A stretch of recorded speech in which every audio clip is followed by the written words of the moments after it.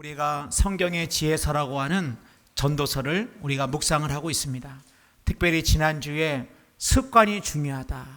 우리는 사실은 결심 갖고 사는 것도 아니고 어떻게 사느냐, 습관을 따라 산다. 그래서 예를 들어서 우리가 화내는 것도 습관이고, 같은 것을 반복하다 보니까 화내는 것도 습관이고, 원망하는 것도 습관이고, 남 탓하는 것도 습관이고, 감사하는 것도 습관이고, 양말 아무래나 벗어가지고 던지는 것도 습관이고, 편식하는 것도 습관이고. 여러분, 우리의 인생은 나도 모르는 사이에 우리가 습관을 따라 살아가게 돼 있다. 그러므로 지혜자는 어떤 자냐? 지혜자는 내 습관을 잘 살피면서 나쁜 습관을 없애려고 노력하기보다, 왜냐하면 그건 너무 힘드니까 좋은 습관을 가지도록 노력할 때 지혜로운 자가 되고 이 땅의 인생에 승리하는 자가 된다. 그렇게 말씀을 나눴습니다. 그렇기 때문에 우리가 특별히 예배하는 습관, 모이기를 힘쓰는 습관 너무 귀하고, 우리가 한날을 살고 하루를 살 때 우리가 맨 아침에 시간을 어떻게 시작하느냐, 우리가 아무리 바쁘고 허둥지둥 정신없이 하루 시작한다 할지라도 여러분, 우리가 보면 이 하루는, 우리에게 준 이 하루는 하나님이 우리에게 선물로 주신 너무너무 귀한 하루라고 하는 것입니다.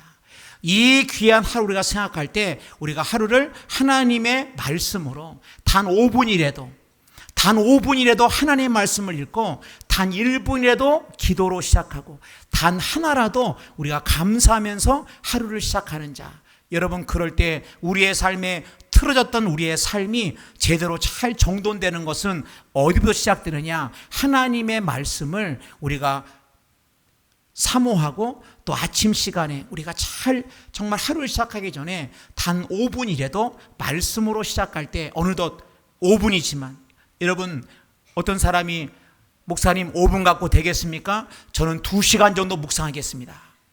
기도 5분 갖고 될까요? 저는 1시간 30분 기도하겠습니다. 한번 따라하겠습니다. 어린 반푼어치도 없다. 왜냐? 여러분, 우리가 습관을 가지는 것은 그렇게 원대하게 갖는 게 아닙니다. 습관은 아주 짧게 가지고 아주 쪼개 가지고 그 습관을 가질 때 그 습관이 이루어지기 때문에, 그래서 우리가 우리 교회 우리 성도들 한 270여 명의 성도들이 이 매일 성경, 근데 보니까는 이제 지난주에 광고를 듣고 목사님 저도 이 매일 성경을 정말 하고 싶습니다 그래가지고 더 신청을 받습니다마는, 우리가 이 매일 성경 아침에 단 5분이라도 하루를 시작할 때 말씀으로 시작하기 원한다. 그런 마음으로 우리가 하루 시작한다 그러면, 저는 우리의 인생에, 우리의 한날이, 하루가 바뀌면 일주일이 바뀌는 거고, 일주일이 바뀌면 저는 인생이 바뀐다, 그렇게 생각합니다. 그러므로 우리가 이 매일 성경을 가지고 말씀을 나누기를 원할 때에, 아직 뭐 매일 성경까지는 아니라 할지라도 여러분 가운데 그런 사모하는 마음, 내가 단 1분이라도 하루라도 내가 정말 말씀으로 또 기도로 내가 살고 싶은 그 마음이 우리 가운데 있기를 원할 때, 이제 오늘은 9월 1일부터 이 데살로니가서를 우리가 매일 성경으로 묵상하는데, 이 데살로니가서를 묵상할 때 이렇게 시작하기 한 주 전에 우리가 묵상해야 될 그 말씀을 한번 전체적인 개론으로 말씀을 나누면 좋겠다 생각이 들어가지고, 이렇게 오늘 우리가 데살로니가서를 오늘 묵상하고, 다음 주는 우리가 전도서를 묵상하겠습니다마는 데살로니가를 묵상하고, 또 수요일 날 수요 예배 말씀도 그 매일 성경의 그 본문을 가지고 말씀을 전하고, 이번 주부터 금요일 저녁에 있는 말씀도 매일 성경의 본문을 가지고 우리가 말씀을 나누면서 함께 하기를 원합니다. 여러분, 우리가 오늘 읽은 데살로니가 우리 전후서를 보면은 이 성경에는, 신약 성경은 크게 27권의 신약 성경이 있는데 바울이 13권의 서신서를 기록을 했습니다. 그 중에 9권이 교회 서신이고 4권이 목회 서신입니다. 여러분, 우리가 알다시피 바울은 이제 사도행전 9장에서 자신이 핍박했던 그 예수의 그 부활하심을 보고 예수님을 만난 다음에 그의 인생이 바뀌어졌습니다. 그래가지고 그는 사도행전 9장에서 부활하신 예수님 만나고 그렇게 예수를 핍박하던 바울이 이제는 예수의 복음을 전하는 자가 되었는데, 바울이 하나님이 나를 왜 불렀을까? 가만히 생각해 보니까 하나님의 부르심에는 이방인의 사도로 자신을 부르었다는 것을 알게 되었습니다. 여러분, 하나님이 우리를 부를 때는 반드시 그 부름 안에는 하나님의 사역이 있고 하나님의 일이 있다고 하는 것을 우리가 기억해야 됩니다. 그래서 바울은 이방인의 사도로 부르다는 걸 알았기 때문에 그는 약 4번에 걸쳐서 전도 여행을 합니다. 1차 전도 여행이 2년 정도 갈라디아 지방을 중심으로 해가지고 1차 전도 여행을 하고, 2차 전도 여행이 마게도니아, 아가야 이 지역의 지금의 그리스 지역에서 2차 전도 여행을 합니다. 근데 이 2차 전도 여행 마게도니아의 수도가 어디냐? 바로 이 데살로니가라고 하는 것입니다. 때문에 여러분, 성경 보면은 9권의 교회 서신은 어떻게 그 이름이 지어졌냐면은 이 말씀을 받는 교회 이름을 따가지고 성경의 이름을 줬습니다. 그러니까 데살로니가 전후서는 데살로니가 교회에게 보낸 편지고, 빌립보서는 빌립보 교회에게 보낸 편지고, 고린도 전후서는 고린도 교회에게 보낸 편지고, 로마서는 로마의 교인들에게 보낸 편지고, 그래서 이 9권의 이 서신서는, 이 교회 서신은 받는 그 교회의 이름을 따가지고 이 성경을 이름을 지었습니다. 그 때문에 데살로니가서는 다른 것이 아니라 바울이 2차 전도여행 때 마게도니아, 아가야, 그래서 마게도니아 수도가 데살로니가고, 이 아가야의 수도가 어디냐면 아덴, 성경은 아덴인데 지금의 아테네. 그래서 바울이 원래는 2차 전도여행 때 아시아, 여러분 동남아시아가 아니라 소아시아, 지금의 튀르키예 지역에 복음을 전하기를 원했지만은 이 마게도니아 환상을 보고 그가 하나님의 부르심인 줄로 알고 그가 빌립보에 들어가 가지고 이 빌립보 교회가 유럽 최초의 교회를, 이제 빌립보 교회를 개척하고, 그가 빌립보 교회에 머무르고 있다가 데살로니가로 내려와서 복음을 전하는데, 이 데살로니가 교회는 바울이 얼마 동안 머물렀느냐? 새 안식일, 다시 말해서 한 3주 정도 머물렀습니다. 사도행전 10장 1절입니다.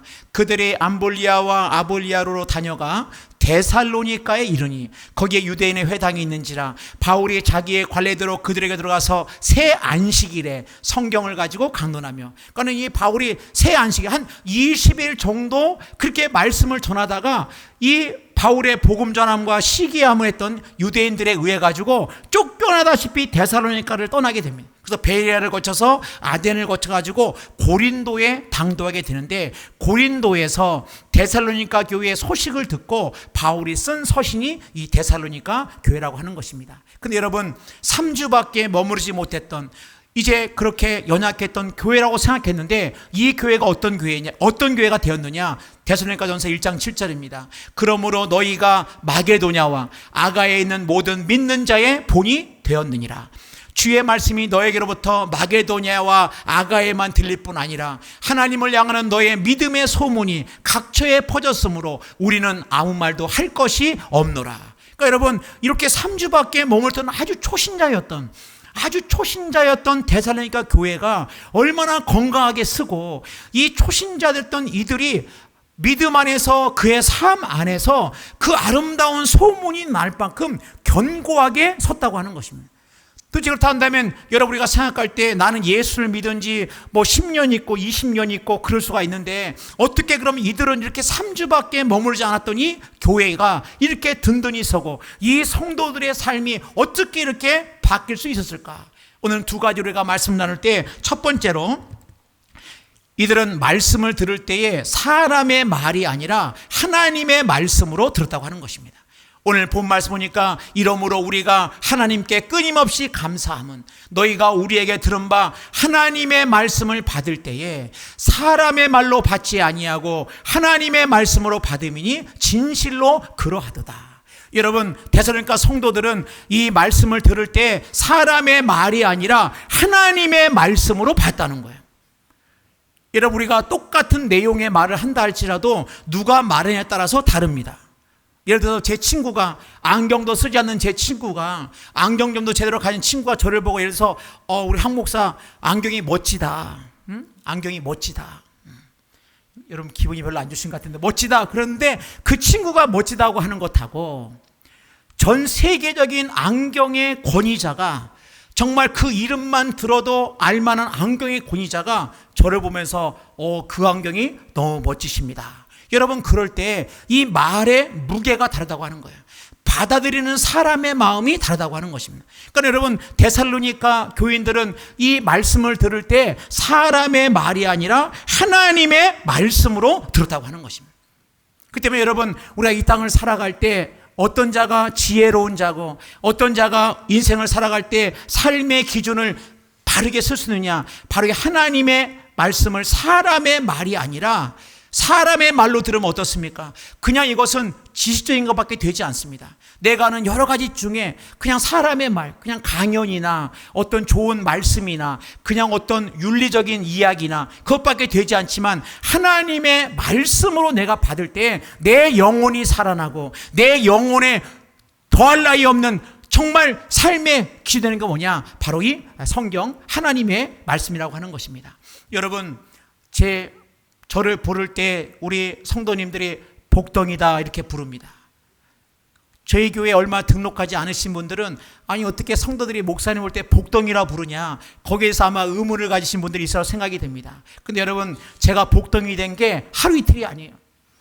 한 30년도 더 30년도 더 됐는데 어느 날 제가 창세기 12장에 하나님께서 아브라함을 부르시는 이제 그 말씀이 있는데, 내가 너로 큰 민족을 이루고 너의 이름을 창대하게 하여 너는 복이 될지라. 너를 축복하는 일 내가 축복하고 내가 저주한 너를 저주하리니 너는 복의 근원이 될지라. 여러분, 그 아침에 말씀을 묵상하는데 와, 이게 아브라함에게 한 말씀이 아니라 저에게 한 말씀. 그러니까 저는 어떻게 하면 사람들은 다 어떻게 하면 복을 누릴까, 복을 받기 위해서, 복을 가지기 위해서 막 그렇게 열심히 하는데 그 말씀 그 아침에 보니까 너는 이미 복이 된지라. 하나님이 저보고 이미 너는 복덩이다 그렇게 말씀하시는 거예요.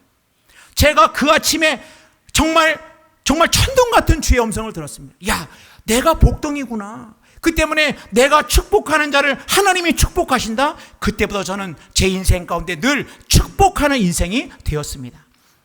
그러다 보니까 제가 해군에서 오래 근무했지 않습니까? 우리 해군의 성도들이 저를 부를 때마다 목사님, 복덩이 목사님, 복덩이 목사님. 살덩이가 아닙니다. 복덩이 목사님. 근데 여러분, 사람은 말대로 되고 믿음대로 된다고. 내가 축복한 자를 축복한다. 그러니까 성경에 보면 예수님께서 네가 낯선 곳에 가던 복을 빌라 그럴 때 그 복이 그 사람에게 합당하면 그가 그 복을 받을 것이고 그 복이 합당하지 아니하면 내가 받을 것이다. 그러니까 여러분, 이거 보니까 우리가 다른 사람을 축복한다고 하는 거, 이거는 보통 은혜가 아닙니다. 이거는 믿져야 본전이 아니라 축복하는 인생이 가장 은혜로운 인생이라는 거예요. 가장 사랑받는 인생이라고 하는 것입니다. 여러분, 그러므로 우리는 늘 내 입을 열 때마다 하나님의 그런 축복의 입술로 내 입술을 통하여, 내 얼굴을 통하여, 내 두 손을 통하여, 내 두 발을 통하여, 여러분, 우리의 인생 가운데 우리가 저만, 황 목사만 복덩이가 아니라 여러분도 복덩이인 줄로 믿습니다. 우리 앞 사람 축복하겠습니다. 설렁설렁 봐도 복덩이십니다. 여러분, 그러기 때문에 우리가 이 생각을 바꿔야 돼요. 나는 내 인생에 왜 이런 거지? 여러분, 우리가 이 땅을 살아갈 때 제가 말씀드렸습니다. 두 가지 개를 버려야 한다. 두 가지 개를 버리고 한 가지 개를 데리고 다녀야 된다. 여러분, 두 가지 우리가 버려야 될 개가 뭡니까? 한번 따라하겠습니다. 편견과 선입견. 여러분, 우리는 뭐 그 견이 그 견은 아닙니다. 그러나 여러분, 우리가 버려야 될 견이 뭐냐? 편견과 선입견이에요. 여러분, 이 땅을 살아갈 때 얼마나 많은 사람들이 편견과 선입견 속에 사는지 모릅니다. 그 때문에 이 편견과 선입견을 가지고 나 자신도 바라보고 다른 사람도 편견과 선입견으로 보고 하나님의 말씀을 들을 때도 이 편견과 선입견을 가지고 본다는 거예요. 자기 자신도 편견에 사로잡힙니다. 그 때문에 자신을 다 바로 얻었습니까? 자기가 생각하는 그 울타리에 편견을 가진 사람은 늘 그 울타리 바깥을 보지 못하고 자기 스스로 편견을 가지고 있고 선입견을 가지고 있기 때문에 자라가지 못하고 성장하지 못하고 자기 자신의 뭡니까? 그 삶의 모습을 갖다가 어떤 사람은 실패한 그 모습 그대로 간직하고 어떤 사람은 마음에 가지고 있는 상처 그대로 가지고 어떤 사람은 열등감을 그대로 가지고 있고 늘 자기 스스로 편견과 편견과 선입견에 꽉 쌓여가지고 자기 자신을 갖다가 한 발짝 또 용기를 가지고 더 깊게, 또한 더 멀리, 또한 더 영적인 그런 것들에 대해서 생각하지 않는 건 뭡니까? 바로 이 편견과 선입견 때문에 그렇다고 하는 것입니다. 오늘 이렇게 우리가 하루를 살 때 여러분, 말씀으로 하루를 5분이든 10분이든 우리가 말씀으로 사는 것 너무 귀하니까 우리 한번 그렇게 하는 마음으로 우리가 말씀드렸습니다마는, 이런 말씀을 드릴 때 목사님 저는 그런 거 해본 적도 없어요. 저는 하루를 살아갈 때 아침에 일어나가지고 기도하고 시작한다? 그건 저하고는 좀 안 어울리는 것 같아요.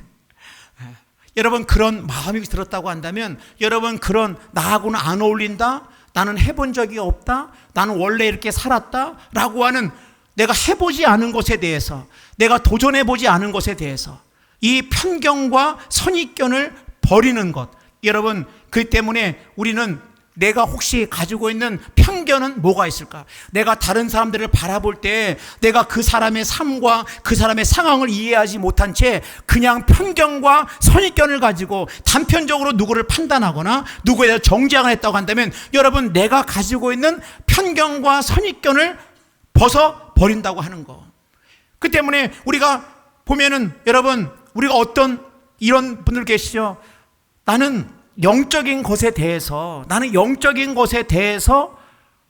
나는 잘 모르겠고, 나는 그냥 이 하나님의 말씀에 대해서도 이 편견과 선입견이 있는 거예요. 그래서 이 말씀을 따라 산다는 거, 아니 어떻게 말씀을 따라 살아? 이건 너무 어려운 일이야. 아니 어떻게 성경 말씀을 따라 살 수 있어? 말씀은 말씀이고 나는 나지. 그렇게 살 수 없는 거 아니야? 이 성경을 어떻게 이 말씀을 따라 살 수 있어? 여러분 이게 뭡니까?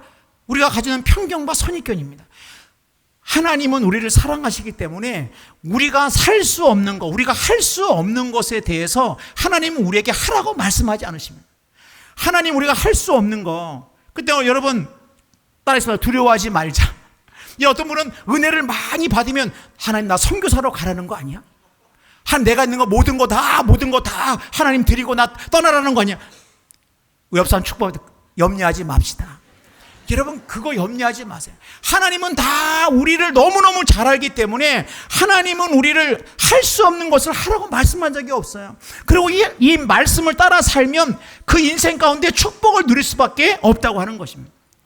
그 때문에 예수님이 뭐라 그럽니까? 마태복음 11장 19절입니다. 나는 마음이 온유하고 겸손하니 나의 멍에를 메고 내게 보으라. 그리하면 너희 마음이 쉼을 얻으리니 이는 내 멍에는 쉽고 내 짐은 가벼움이라 하시니라.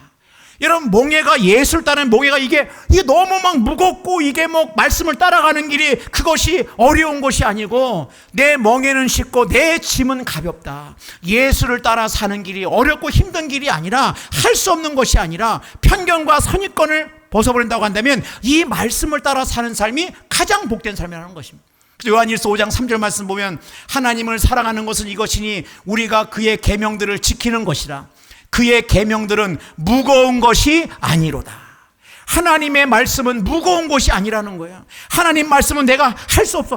나는 이거 도저히 이 말씀 따라는 살 수 없어. 나는 세상에 것이 더 재밌어. 나는 그거 따라하면 난 더 좋아. 여러분 그런다 할지라도 그런 편견과 선입견을 좀 내려놓고 하나님의 말씀을 따라 사는 삶도 거기에 의미가 있고 보람이 있고 진정으로 내 삶의 의미와 행복과 한날의 기쁨을 누리게 하는 건 뭐냐? 하나님의 말씀이다.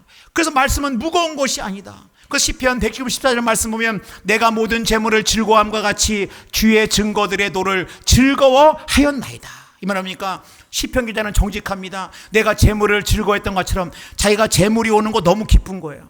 재물이 들어오는 거 너무 기쁜데 그 기쁨만 기쁨이 아니라 주의 말씀을 따라 사는 것도 너무나 즐겁습니다 라고 그렇게 이 시편 기자는 고백하고 있다고 하는 것입니다. 여러분 인생 가운데 왜 내 마음에 만족이 없는가? 인생 가운데 내가 왜 이렇게 때로는 내 삶 가운데 이렇게 쉽게 마음 가운데 낙심이 되고, 때로는 내 마음이 힘들고, 때로는 내 삶의 환경 속에서 내가 왜 이렇게 정말 힘이 없는가? 여러분 가만히 생각해 보면은 내 인생 가운데 내가 만족이 없고 내 인생 가운데 내가 뭔가 불안하고, 여러분 가만히 생각해 보면은 그 왜 그러느냐? 내가 원하는 걸 또 가져도 뭔가 만족함이 없고, 왜 그러느냐? 아모스 8장 11절에 말씀하고 있습니다. 주 여호와의 말씀이니라. 보라, 날이 이를지라 내가 기근을 땅에 보내리니 양식이 없어 주림이 아니며 물이 없어 가람이 아니요 여호와의 말씀을 듣지 못한 기갈이라. 보니까 여러분, 양식이 없어서 줄이지 않는 거예요. 그러니까 우리가 먹을 것이 없어서 배고픈 게 아니라, 우리의 인생 가운데 왜 인생에 자꾸 우리가 허기 가지고, 우리 인생에 왜 자꾸 뭔가 허전하고, 우리 인생 가운데 왜 때로는 삶의 허무함과 공감이 밀려들으냐? 다른 것이 아니라, 우리의 삶 가운데 양식이 없는 것이 아니라 하나님의 말씀을 듣지 못합니다. 왜 우리의 인생에 목이 마르고, 인생을 살아갈 때 내 인생에 목이 마르고 뭔가 이렇게 가라느냐? 그것은 다른 것이 아니라 물을 먹지 못함이 아니고, 뭐 때문에 그렇습니까? 물을 먹지 못함이 아니고, 여러분, 목이 마른 것이, 인생의 목마름이 물이 없음이 아니라 하나님의 말씀을 듣지 못한 것이 기갈이라는 거예요. 여러분, 우리의 인생 가운데 하나님의 말씀을 듣고 내 삶 가운데 하나님의 말씀을, 그 말씀을 따라 살려고 하는 그 내 마음에 새로운 도전과 용기가 생긴다고 한다면, 우리의 삶에 그 어떤 것으로 채울 수 없는 그 놀라운 하나님의 그 사랑과 풍성한 축복을 누리면서 살아갈 수 있다고 하는 것입니다. 데살로니가 교회가 어려움 없었던 것은 아니에요. 여러분, 데살로니가서 1장 6절입니다. 너희는 많은 환난 가운데서, 데살로니가 성도들 가운데도 어려움이 많았습니다. 어려움이 많았어요. 어려움이 많았지만은 성령의 기쁨으로 말씀을 받아 우리와 주를 본받는 자가 되었으니, 어려움이 없었기 때문에 그들이 성령의 기쁨이었던 것이 아니고, 사람의 말이 아니라 하나님의 말씀으로 딱 받으니까 그 환난 중에도 그들이 넘어지지 아니하고, 그 환난 중에도 그들이 쓰러지지 아니하고, 그들이 성령의 기쁨으로 말씀을 받아 믿음으로 살아 나갔다고 하는 것입니다. 여러분, 그러므로 우리가 하나님의 말씀을 받을 때 어떻습니까? 말씀을 들을 때에 사람의 말이 아니라 하나님의 말씀으로 듣는 것입니다. 오늘 목사님 나에게 뭐라고 말씀하냐, 그런 것이 아니고, 하나님이 오늘 나에게 뭐라고 말씀하실까? 여러분, 그럴 때 그 말씀을 딱 붙들고, 그 말씀을 딱 묵상하고 딱 붙들고 살아갈 때, 처음에는 내가 말씀을 붙들지만 인생을 살아 어떻습니까? 이 말씀이 나를 꽉 붙들어서 흔들리지 않는 믿음의 사람으로 성장케 한다고 하는 것입니다. 여러분, 두 번째 보니까 이들은 말씀을 받는 데 그치는 것이 아니라 그들의 삶에서 실천했습니다. 데살로니가전서 1장 2절입니다. 우리가 너희 모두로 말미암아 항상 하나님께 감사하며 기도할 때 너희를 기억함은 너희 믿음의 역사와 사랑의 수고와 우리 주 예수 그리스도에 대한 소망의 인내를 우리 하나님 아버지 앞에 끊임없이 기억함이니. 이 데살로니가 성도들에게 뭐가 있다는 거예요? 믿음의 역사. 그래서 믿음의 역사라고 하는 말은 믿음의 행함을 얘기하고 있습니다. 그러니까 이 데살로니가 성도들은, 하나님의 말씀을 받은 이들은 이 믿음을 그냥 지식적인 믿음이 아니었다는 거예요. 아, 그런가 보다. 그게 아니고, 이 믿음이 그의 삶 가운데, 그들의 삶의 모습에서, 그의 모든 곳곳의 영역에서 그들은 믿음의 역사를 나타냈다는 겁니다. 그 때문에 여러분, 우리 가운데 이 믿음이라고 하는 거, 지식적인 믿음은 우리를 변화시킬 수가 없어요. 그냥 성경 말씀이 한낱 그냥 지식이라 그러면, 정보라 그러면은, 여러분, 우리의 삶의 변화, 하나님이 원하는 삶을 살아갈 수가 없다는 거예요. 귀신들도 믿습니다. 압니다. 야고보서 2장 19절입니다. 내가 하나님은 한 분인 줄 믿느냐? 잘 아는도다. 귀신들도 믿고 떠느니라. 귀신도 안다는 거예요. 귀신도 믿는다는 거예요. 그러나 귀신이 뭡니까? 그들이 알고는 있지만은 지식적인 것은 그들을 구원할 수가 없다고 하는 것입니다. 여러분, 그 때문에 우리는 믿음 어떻게 합니까? 믿음을 보여줘야 돼요. 목사님, 믿음을 보여줄 수 있습니까? 믿음을 보여줄 수 있어요. 야고보서 2장 18절입니다. 어떤 사람은 말하기를 너는 믿음이 있고 나는 행함이 있으니 행함이 없는 내 믿음을 내게 보이라. 나는 행함으로 내 믿음을 내게 보이리라. 여러분, 얼마든지 우리가 믿음을 보일 수 있다는 거예요. 내 입술을 통하여, 내 삶을 통하여, 여러분, 우리의 믿음을, 금보다 귀한 믿음을 우리가 보여줄 수 있다고 하는 것입니다. 여러분, 그러면 믿음의 역사입니다. 그 다음에 사랑의 수고입니다. 그들 가운데는 사랑의 수고가 있어요. 여러분, 사랑이 뭡니까? 여러분, 사랑의 정의가 뭡니까? 목사님, 여러분, 노래 보면 사랑, 그 주제가 빠진 노래 뭐 얼마나 되겠어, 다 사랑을 이야기하는데, 여러분, 사랑은 뭡니까? 여러분, 젊은 세대는 모르겠습니다만, 사랑이 뭐냐? 사랑은 눈물의 씨앗이다. 그런 노래가 있어요.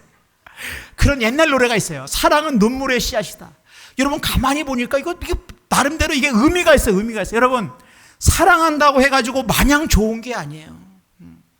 여러분 우리 권사님들이 손주가 오면 올 때 너무 반갑대요. 근데 갈 때는 더 반갑대요. 왜 그러느냐? 손주 보는 게 너무 좋죠. 너무 사랑하니까. 그러나 여러분 사랑하니까 손주 어떻습니까? 뭐를 잘 먹여야 되고 혹시 어디 부딪히는 데 없는가 다 그냥 테이프로 붙여야 되고 그 다음에 어디 잘못된 거 먹으면 어떡할까 다 신경 써야 되고 사랑하니까 내 중심적인 게 아니라 상대방 중심적으로 바뀌는 거예요. 그 때문에 사랑에는 뭐냐? 수고가 필요하다는 거예요. 수고하지 않는 사랑은 사랑이 아니라는 겁니다.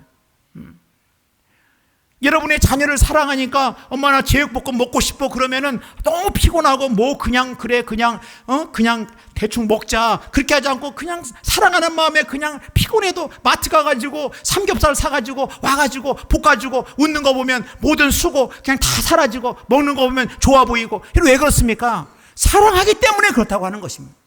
여러분 우리가 주님을 위한 사랑, 여러분 그 사랑은 그냥 눈에 보이지 않는 것이 아니고 사랑에는 대가를 지불해야 돼요. 기꺼운 마음으로 대가를 지불하는 것입니다. 여러분 그게 사랑하는 것입니다. 그 때문에 때로는 사랑이 힘들다. 그 맞는 말입니다. 사랑을 하게 되면 여러분 거기에는 내 대가를 지불하기 때문에 그러나 힘든 것만이 아니고 사랑을 할 때 인간은 진정으로 그 인생에 하나님 주신 그 본분을 깨닫게 된다고 하는 것입니다. 예수님도 우리를 사랑하시기 때문에 말로만 사랑하신 게 아니에요. 저는 생각했어요. 예수님 왜 굳이 십자가에 못 박히실까? 전능하신 하나님인데 너희들의 죄를 다 사하였노라. 그러면 되는데 왜 굳이 십자가에 못 박히시고 왜 굳이 고난을 당하시고 왜 그렇습니까? 우리를 사랑하시기 때문에 그렇다고 하는 것입니다. 그 다음에 소망의 인내입니다. 여러분 우리의 삶 가운데 데살로니가 성도들은 인내했다는 거예요. 쉽게 무너지지 않았다고 하는 것입니다. 환난 중에도 그들은 무너지지 않았다는 거예요. 우리가 농부가 씨를 뿌리고 나면은 농부는 뭘 기대합니까? 농부는 열매를 기대하면서 기다립니다. 이게 인내입니다.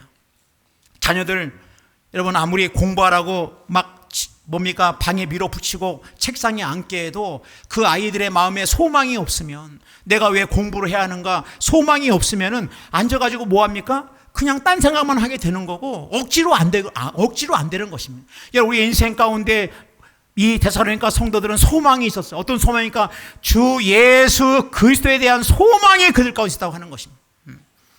그러므로 여러분 예수님께서 십자가에 못 박혀 죽으실 때 예수님의 말씀은 히브리서 12장 2절 말씀 보면 믿음의 주요 또 온전케 하시는 이인 예수를 바라보자. 그는 그 앞에 있는 십자가를 참으사 그 앞에 있는 기쁨을 위하여.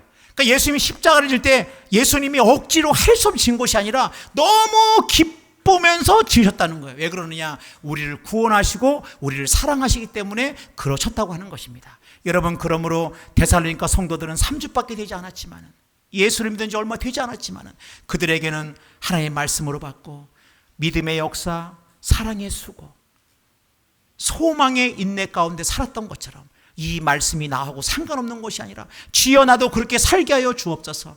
그러므로 우리가 아침마다 주의 말씀을 묵상하고 우리가 밤마다 주의 성실하심을 찬양할 수 있는 우리 모두가 되기를 주님의 이름으로 축복합니다.